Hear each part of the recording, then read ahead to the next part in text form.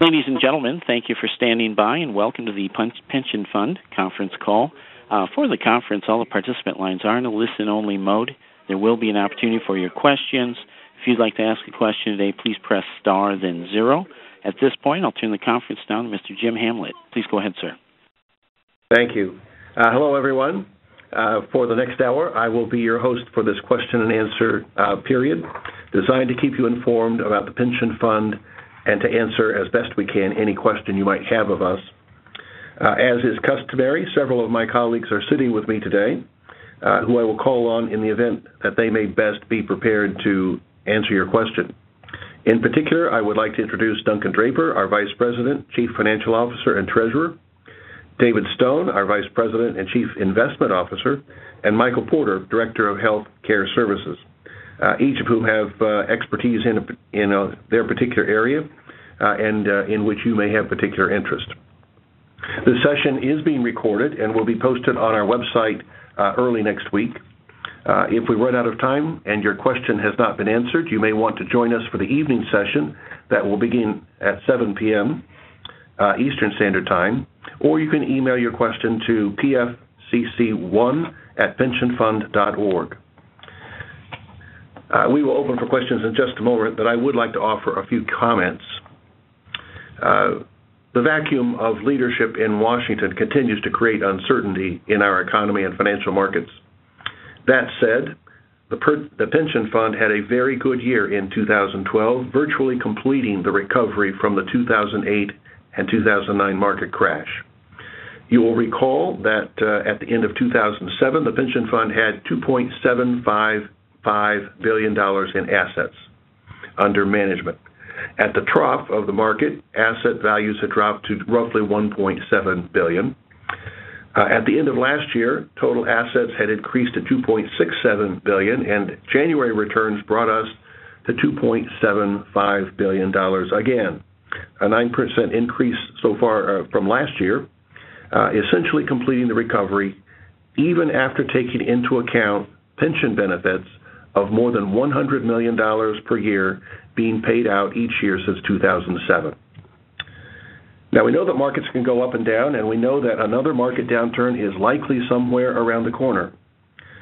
Because our first task is to protect the ability of the pension fund to pay benefits when due, directors have established policy regarding the level of reserves that must be available before we will consider granting a special apportionment or good experience credits.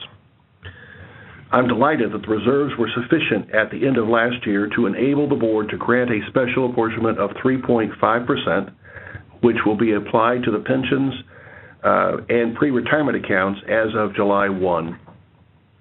Likewise, directors approved good experience credits of 3.4% for tax-deferred annuity and benefit accumulation accounts. These good experience credits will be added as of March 31 and will be reflected on the quarterly statements.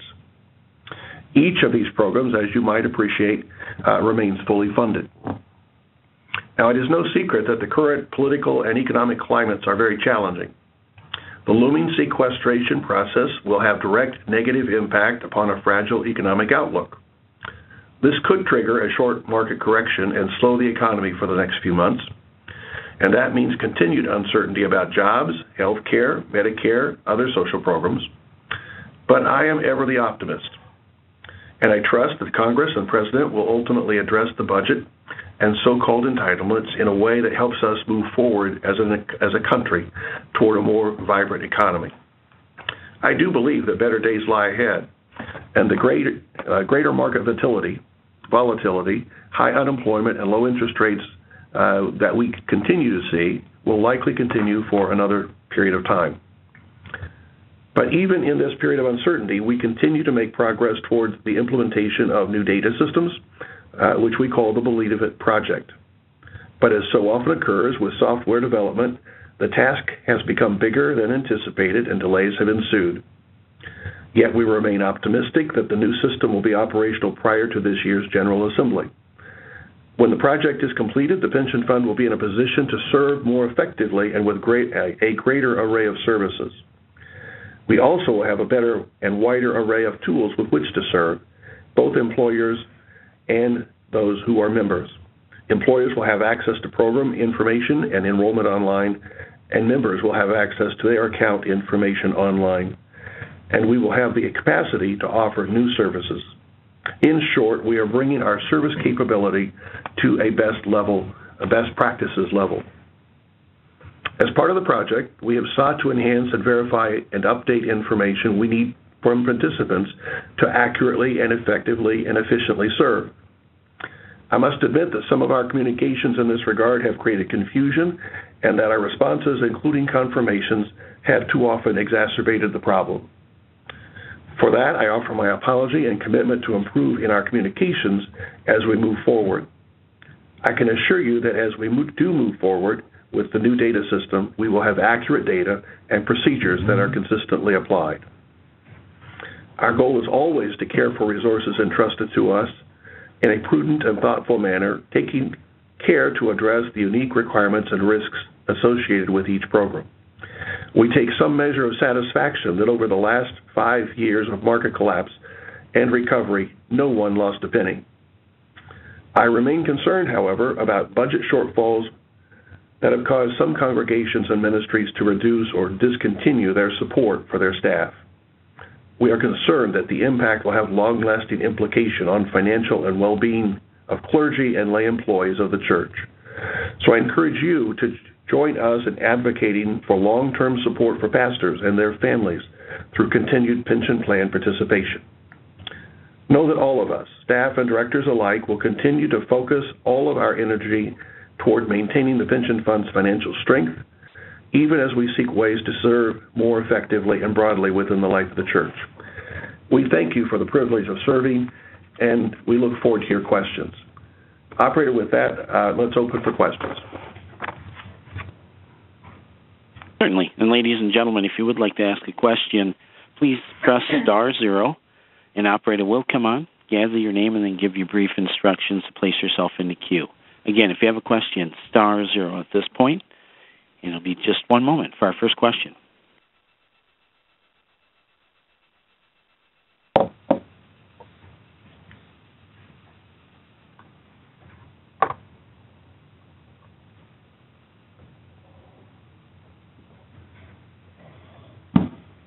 And first, we'll line of Bruce Smith. Please go ahead. Yes. First off, thank you very much for being excellent stewards of the monies entrusted to you and the responsibilities that you carry. I appreciate it immensely. Thank you, Bruce. I am concerned about what, in my opinion, is going to be coming that will be quite significant, and that's inflation.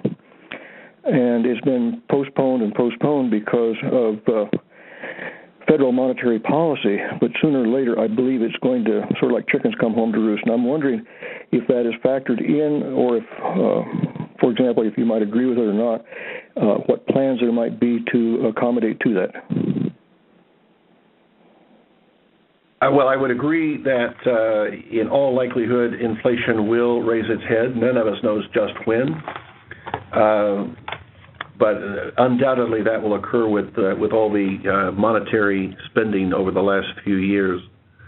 You will recall that in the 70s and 80s, when inflation was very high, pension fund was giving double-digit special apportionments, and part of that is that inflation tends to be positive for the equities market. Because so we think we are well positioned to cover whatever may ensue in the future. David, I'd ask you to follow up if you would, please. Yeah, this is Dave Stone. We've also anticipated pickup of inflation, and honestly, we've kind of anticipated it for a number of years now, and it hasn't come about. But particularly over the 2011 and 2012 year, as far as the asset allocation of the plan goes, we have made some modest adjustments to recognize sensitivity towards increasing interest rates and increasing inflation. So we've increased exposure or target exposure to some of those areas that will show a price increase if inflation comes to bear, things like commodities and some natural resources. And then we've also decrease the sensitivity of our our aggregate fixed income portfolio to changes in interest rate, upward movements of interest rates, so that they are not affected as much as they would have been in the past.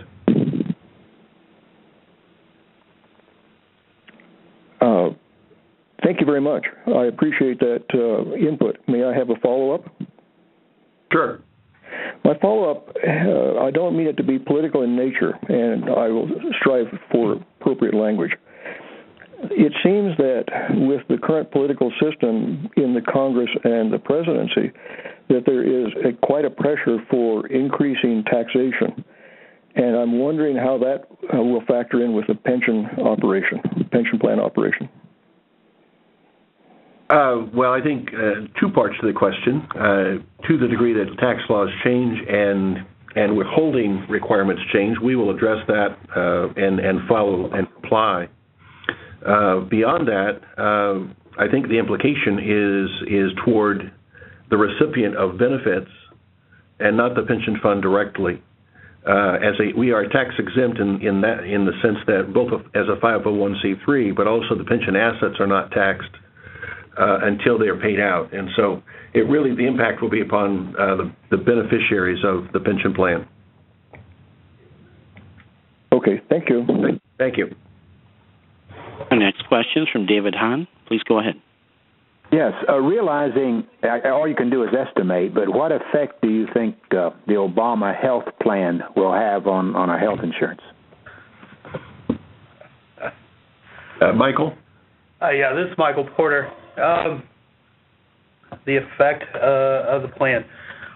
Well, first off, we've already been putting in, we opted not to grandfather initially, so we've been allowed the flexibility of making plan changes as necessary to our health plans as we see fit.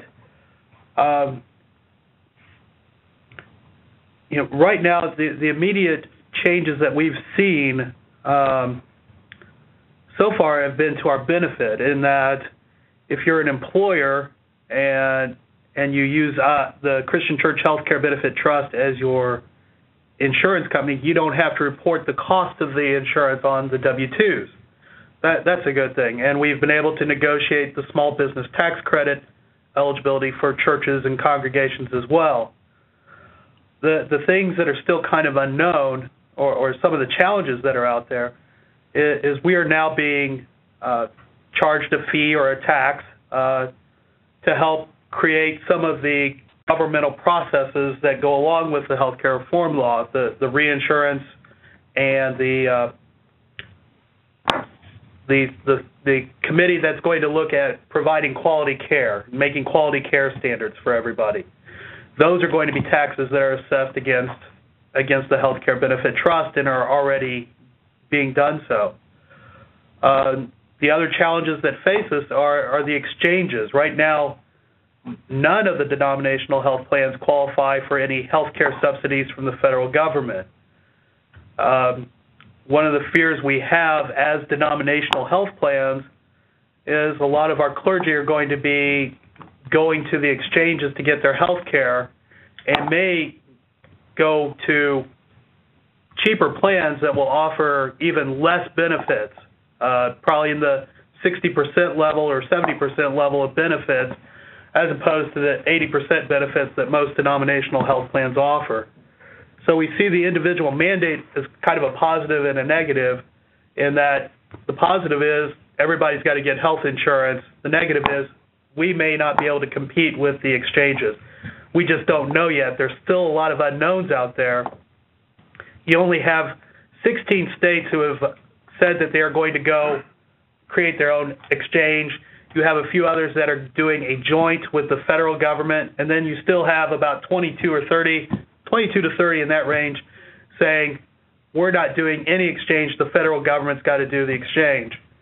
So the things that are coming up that are important are not every insurance company is participating in every state exchange. That's crucial. And this is a long subject, and I'm working on a project, an article for the Summer Bridge about this, but it's just a very complicated issue, and we could probably dedicate a 5-hour session to just this issue. Well, one follow-up, this is Jim Hamlin again, one follow-up is that there will be minimal impact for retirees. This is true. Hey, thank you. Welcome. Sorry. And next we go to Neil Engel. Please go ahead. Thanks for taking my call. Welcome.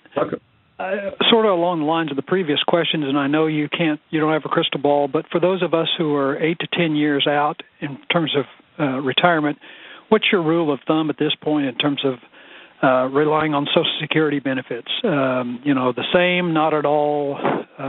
What's your counsel at this point? You should have no concerns about it being available. It will be available.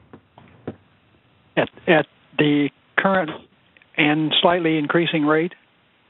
There could be some changes in the COLA to slow the rate of increase, but I see nothing on the horizon that suggests that Social Security will be disbanded or reduced for anybody who's within the 8 to 10 year range. Okay. Thank you very much. Our next question is from Milton Wilford. Please go ahead. First of all, a note of gratitude to the pension fund and their advisors for keeping the ship in good shape. Second, an opinion. I wonder, Michael, if you have had an opportunity to read the most recent issue of Time magazine, a 16-page article called The Bitter Pill, because I think that has an amazing level of insight about why the medical field has exploded cost-wise.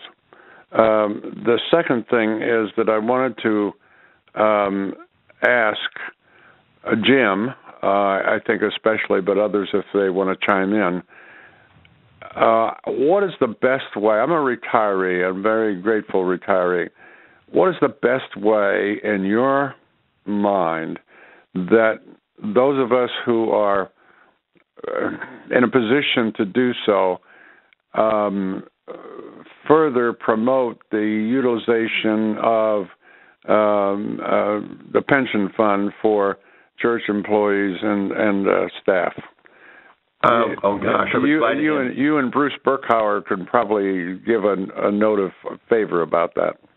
Right. I think there are a couple of things that any retiree can do. The first is to ask wherever you're attending your church, ask your pastor, are they in the pension plan? Are they participating in tax-deferred accounts? If not, the question would be why. And I'd ask the same thing about for the rest of the staff of those congregations. Now, it may be that congregations don't think of the janitors and the secretaries in the same way as clergy, but even there they could participate in a tax-deferred account and allow them to provide for some measure of retirement benefit. So advocate in your own congregation, at regional assembly, advocate for it, and those would be the two best ways, I would say. Thank you very, very much. Thank you, Milton. And ladies and gentlemen, just a quick reminder, if you have given your name to an operator and you have a question, please press *1. And next we'll go to David Kirk. Please go ahead. Yeah, I'm on disability, Social Security disability, and I was just wondering if the disability part of pension could apply to me because I'm not 65 yet. I'm only 61. David, tell you what, we have you as a member of the pension plan? Yes. Let us call you back on that. That gets into personal situation. We'd rather do that directly when we can be specific. Okay. Okay, so we'll call you back after the call. Okay. Okay. And next go to Max Glenn. Please go ahead. I'm retired and a very grateful retiree because I'm receiving more income from my pension than I ever received from a salary. So thanks for your great investment policies. Thank you. Well, could you tell me your name? Max Glenn. Oh, thanks. Thank you, Max. My question relates to the CNA insurance. And I'm wondering about what relationship you have with them and what kind of an advocacy role you have for us regarding the CNA insurance for long-term care. I will say that we use them. In effect, we are offering that as a group plan, but it is their plan, and so all we do is provide, in effect, marketing capacity for them. The entire contract is between the purchaser and CNA. They are one of the few life insurance companies that are in the group long-term care business. Our experience has been that they have done well, but you would want to have that information directly from them, and if you'd like, we could have them send it to you. No, my wife is on the long-term care. Okay. And like many insurance companies, I've been very satisfied with them. However, every once in a while they start nitpicking so that they can review the whole case. And I just wondered if you had an advocacy role to help me deal with it. I hear you. No, we do not. We do not. Okay. Thank you so much. Thank you. And we'll go to Henry Kelly. Please go ahead. Yes, thanks very much. I'm Henry Kelly. I'm retired from Texas Christian University and have been very grateful for the work done by those running the pension plan. And I want to express appreciation and a lot of respect for the leadership of the plan. I have a question which is fairly basic, and the reason I'm asking is to see if any of it has changed. If I should pass away, does my wife get benefits, and has that policy changed? The pension plan does provide for a joint and survivor benefit. Right. What her specific benefit would be is dependent upon several factors. Why don't we call you after the call and we can go in detail about what those benefits might be? Well, that'll be fine. Okay. You mean the plan has not changed. After the end of conference, you mean? After the end of the conference, yes. All right. Yeah. You have my phone number. Do you want that at the present time? If we have it on file, we have your phone number. Okay. That's fine, and that would be this afternoon. Is that correct? Yes, that is correct. Thank you very much, sir. I appreciate it. Thank you, sir. Right. And next we'll go to George Wilson. Please go ahead. I do what the others do and say thanks so much for all the good work you've done. It's just wonderful, and we appreciate it. But I've always noticed that you've had a larger guaranteed interest on the tax-deferred AB account than you do on the benefit accumulation account. But on this good experience credit, you're giving the same 3.4 to both of them. Is that a change of policy, or curious just to know what your thinking was there? Not a change of policy, not at all. Do you want to speak to that, Duncan? Yeah, this is Duncan Draper. The reserve simply allowed us to provide that same equal distribution. I wouldn't suggest that that's precedent setting or anything other than point in time. It's just the way the reserve positions allowed us to do that. Keep in mind that the tax-deferred account did earn at 3% last year, while the BA account earned 1.7%. So there was a differential. And the interest rate differential is really tied more to the long-term nature of the TD contributions versus the BA liquidity factor. Well, I noticed that, but I've known that the last time you did a good experience credit, it was higher for the tax-deferred AB than it was for the BA. So I just wondered, being as it was the same this year, if there was a change of policy there. Not a change of policy, simply implementation of the policy based upon good returns. Okay, and again, thank you so much for your work. One more comment. Just a follow-up. When you say it was higher, keeping in mind the last time we did it, the TD earned a 1.8% good experience credit. The BA earned a 1.7%. So we were only a 0.1% different last time. Thank you. Thank you. And we'll go to Claire Berry. Please go ahead. Yes, my name's Claire Berry, and grateful like the others with the good pension fund and your work. Wondered if there can be any change in when you act as the church board and we declare that maybe 100% of our salary and be able to have some write-offs? Would there be any change to that? I'm not sure I'm understanding your question. Well, if we declare that you as a church, acting as a church board, declare our salary 100%, and what we don't use it that we have to pay tax on. Right. We still have the ability to do the write-offs that have been allowed? Oh, yes. The parsonage allowance for retired ministers has not changed. The pension fund, as a matter of practice, in November, assigned 60% of pension as housing allowance for pastors. But you have the right to ask us to declare a higher amount for you in particular, which we will do. But the policy, the tax code, has not changed on that basis. Any possibility of that happening?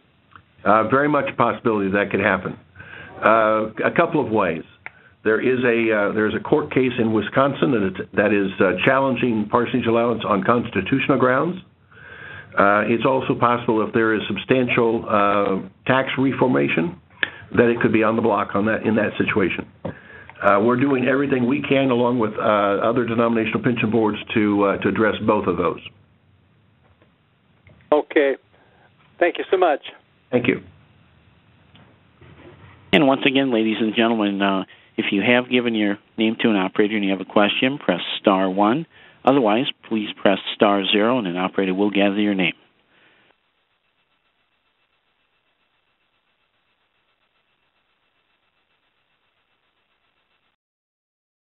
It'll be just one moment for our next question.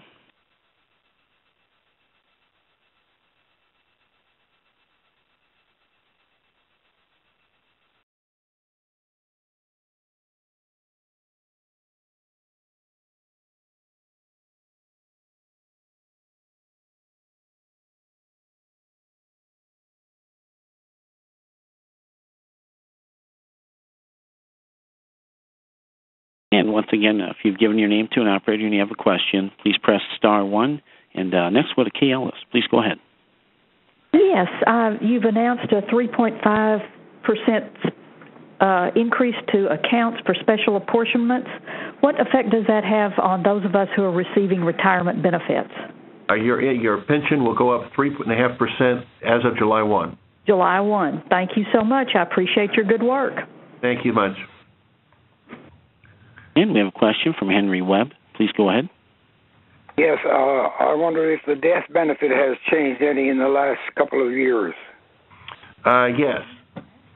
For retirees, the death benefit was changed in the pension plan as of July 1 last year to be 3 times your annual pension up to $10,000. All right, that would be fine. It used to be $5,000. Yeah, it used to be 5. That's what I was thinking about. So it's 3 times the annual pension. Up to $10,000. Yeah. Okay. Thank you. Thank you. And next we go to Kim Fields Haley. Please go ahead. Hi. Thanks for all the work you do on our behalf. I actually have 2 questions. One, how do you get a statement of what our monthly payments will be in retirement versus just a statement about credits? If you would like, we will send one to you for several different possible retirement ages. Okay. Okay, Kim, tell me your last name again. It's Fields-Haley, Fields-Haley, and it will show Deborah Kim. Okay. Records. We will. And then the other question is, what suggestions do you have for investments for people that are nearing the end of their 50s, early 60s, to supplement the pension fund? Oh, my quick response is put money in the tax-deferred account. Okay. But beyond that, we really are not in a position to give investment advice. Well, how is the TDA you mentioned interest for last year? Has that generally been a sound investment? If you would look over the last 10 years, the two statements I would make. The first one is that no one throughout both of the market downturns in 2001-2 and 2008-9, no one lost a penny. Okay. And the second was in each of those years when the market was down, participants earned interest on a positive side. Okay. And then when we've had good years, they've gotten good experience credit. So if you look at their total return over the last 10 years compared to other investment opportunities, it would have performed very well. Okay. I can't, that never predicts the future. You know that. Sure. Okay. But if you look at the long term, it can help, get an idea. What about the BA account you were mentioning earlier? We currently do not offer that for new accounts. Ah, okay. Okay, thank you. Thank you. And once again, ladies and gentlemen, if you've given your name to the operator and you have a question, press star 1.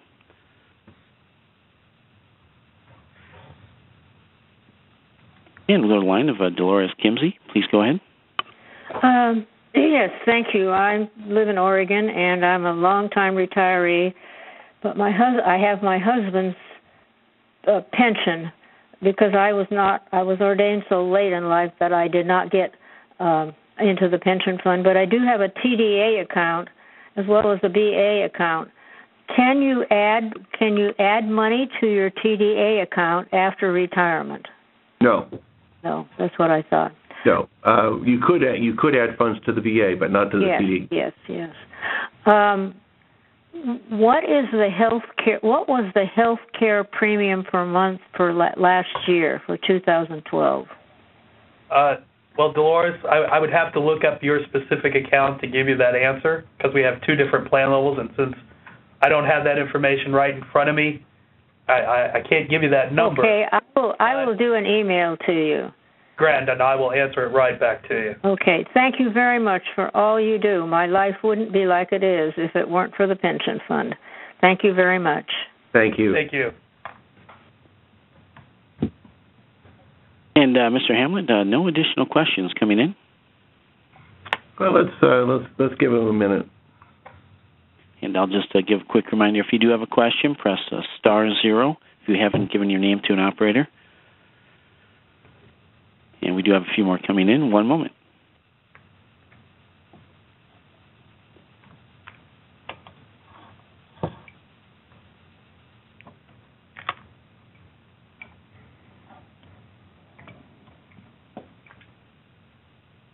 And go to the line of Roger Hammer. Please go ahead. Hello. Well, thank you again for the good results that you just reported. Thanks, Roger. I was wondering on the new systems, the new data systems, is that really going to simplify things? Are we going to have less expense, less staff, or is it just going to get more and more complicated with more staff and more overhead? I think it is difficult to answer that question off the top. It's clearly everything that we do is clearly getting more complicated with the government regulations and such. And so I think it's highly unlikely that it will allow us to. I've got other staff here who are listening in. It'd be highly unlikely for us to have a substantial change in the number of staff downward. So but it will give us the opportunity to serve more effectively in a variety of ways. Right. So looking at current trends, I guess that's the way it's been going too. Right. Okay. It's never been my experience, Roger, that a new data system reduces staff. Okay. That was the promise years ago. Even though it's often sold that way. Yeah. Okay. Yeah, this is Duncan Draper. I guess I would just add on to that. When we approved this project, it was not with the intent, or was it highly designed to be staff reduction type of benefit. It was entirely about providing members access to their data so that at any point in time you'll be able to get online, access your account information, do projections, those kind of things. At the same time, we're going to be doing some other feature and functionality. As an example, you'll be able to get all of your accounts reported to you at one time in a combined statement. So there's those kind of feature, functional types of things that don't really change the cost of the operation, but it does provide better value to our members. Okay. Good. Our next question is from Norm Wells. Please go ahead. Hello. Again, thanks for all all you're doing on our behalf. But I have a question.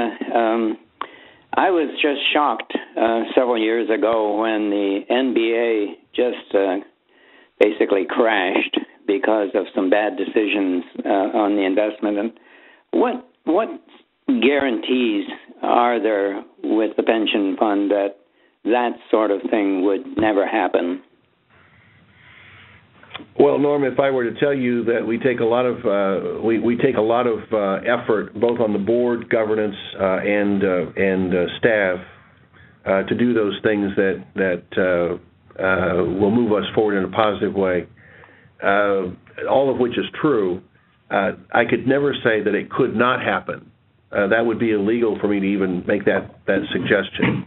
But what I can tell you is that our ability to weather the 2007, 8, 9 market crash with no one losing a penny and being at this point fully recovered should give most of our folks some comfort that we have both the staff, expertise, board governance, and financial capacity to be reasonably assured that this is a long-term value. Thank you. Thank you. And we'll go to Brian Krebs. Please go ahead. Yes, I tuned in late and I missed the percentage that would be added and good experience credits to the BA accounts. Would you mind repeating that again, please? Yes, it'll be. This is Duncan Draper. The special apportionment was 3.5% and will be added to the benefit as of effective July 1st.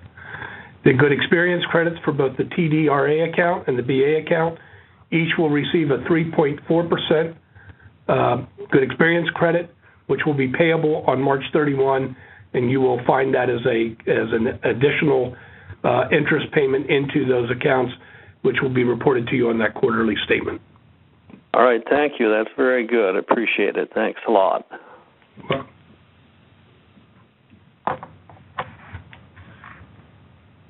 And again, ladies and gentlemen, if you have given your name to an operator and you have a question, press star 1. Otherwise, please press star 0.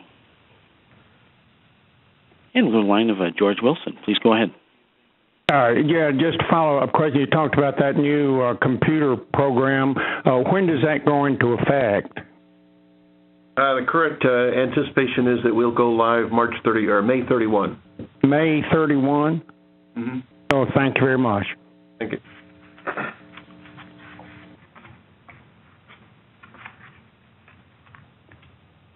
And we'll go to the line of William McLean. Please go ahead. Yes.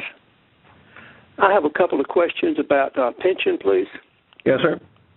And it's about withholding taxes as well. Yes, my January deposit was one thing, and my February deposit differed by $132. I tell you what, Mr. McLean, because that's getting into your specific tax issue, may we call you back after this session is over? Okay, which will be when about? Well, it should be at 2 o'clock Eastern Standard Time, but we will call you directly and go over your account situation specifically. That sounds good. Thank you. You've got my number. I believe we do. All right, thank you.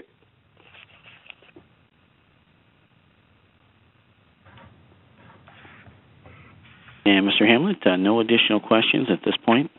Okay. Let's give them another opportunity to dial in.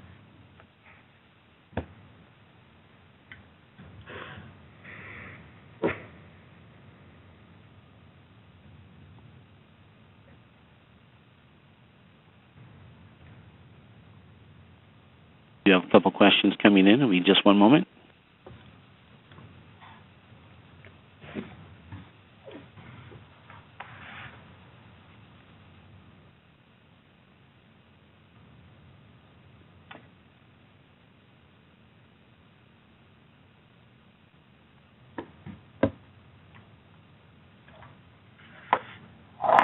And if you've given your name to an operator and you have a question, please press star 1.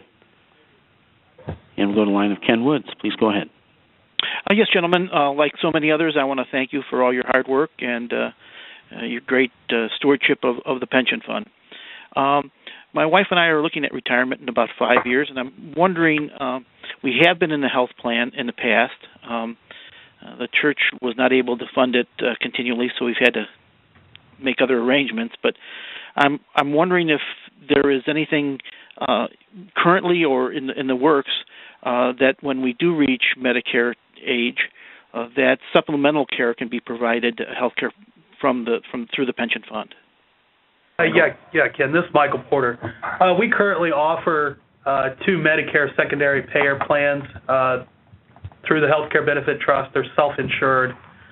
And current plans are that, yes, those will still be in existence when all of us hit 65 and Medicare and such. But, yeah, there are 2 plans right now that we do currently offer to our retirees on Medicare. Unfortunately, we don't pay attention to these things when 65 is out there quite a bit. But as we reach the milestone of 60, we start looking ahead, and and I wasn't sure. So that's great. That was my question, and thank you very much. Thank you. You're very welcome. And we'll go to Richard Duckworth. Please go ahead. Yes, thank you for your good work. My question is about the staff. When we out here in the field get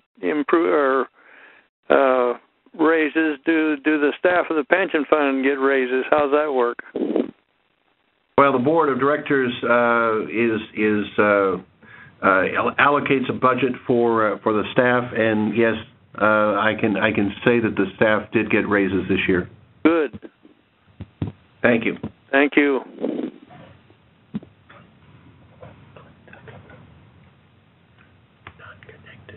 And at this point, no additional questions standing by.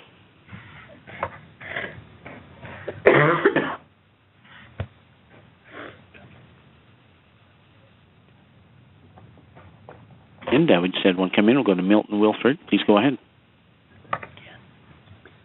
Gentlemen, this may be a wind-up, but the phrase good experience rings a bell euphemistically and spiritually. This has been a good experience, and I think the whole pension fund arrangement is a good experience. And I just want to say that it's good to hear voices that I haven't heard in years, and it reminds me to say to all of you, it's better to be seen than viewed. So I hope I'll get a chance to see all of you at the General Assembly. Thank you, Milton. We hope that you can be there, and thank you for your comment. Do want to remind you that, folks, that the good experience credits, 3.4% on both TDA and BA, is based upon the average principal balance over the course of 2012. And so we've done all those calculations before, but it's on the average balance.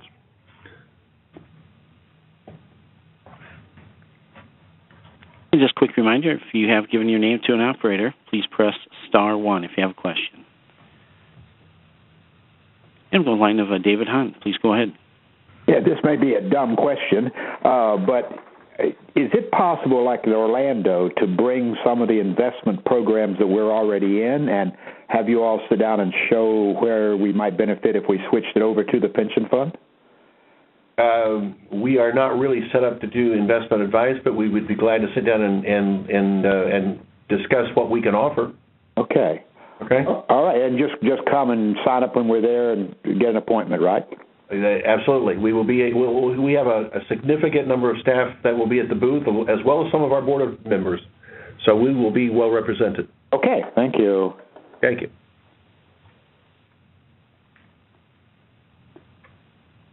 And Mr. Hamlet, no further questions in queue. Let's see. Give another minute.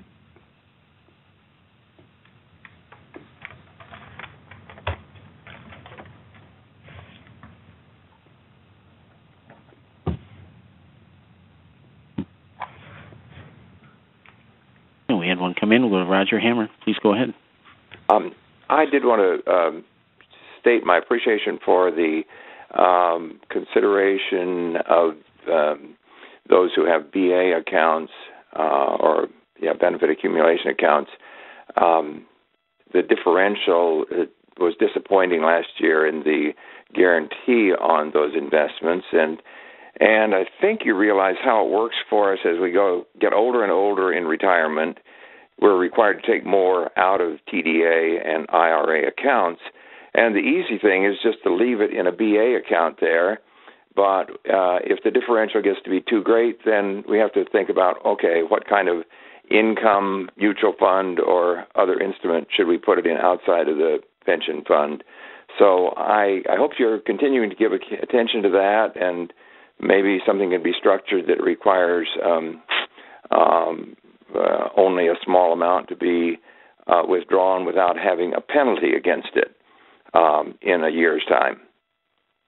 Thank you for your comment, Roger. We always are mindful of the impact of our rate structures, and we do everything to keep them as beneficial to our participants as possible. Yeah. All right. Thank you.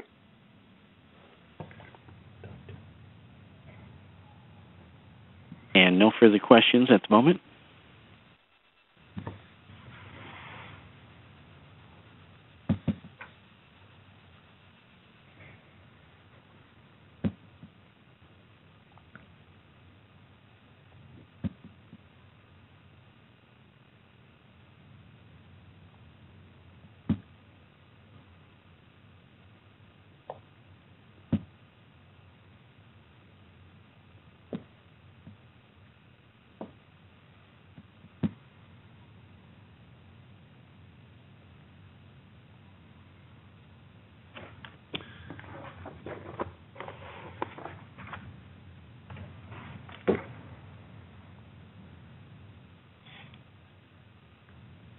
Okay, John, why don't we give me another opportunity to make a comment, and then we'll sign off. Certainly, and we just had a question come in. Now we'll go to Claire Berry. Please go ahead. Okay. Just a question, again, about the death benefits. That the wife, if I precede my wife in death, she gets half of my pension, but the other is a death benefit up to $10,000. That is correct. One time.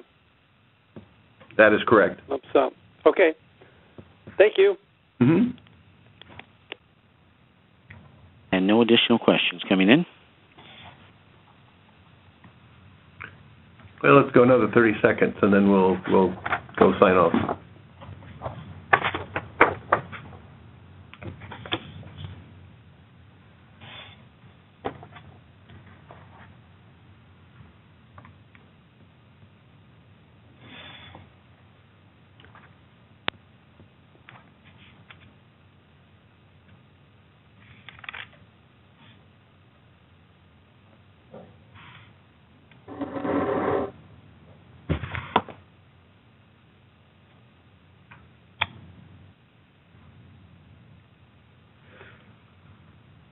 Okay, John. What? Yeah, no questions at this time. Go ahead. Okay. Go ahead and come in.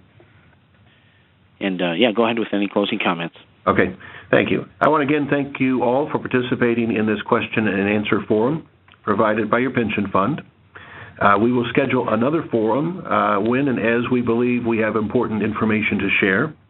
Until then, please call or email us with any of your further questions you may have. It's our great honor to serve you, and we wish you God's peace. Good day. Ladies and gentlemen, that does conclude your conference for today. Thank you for your participation. You may now disconnect.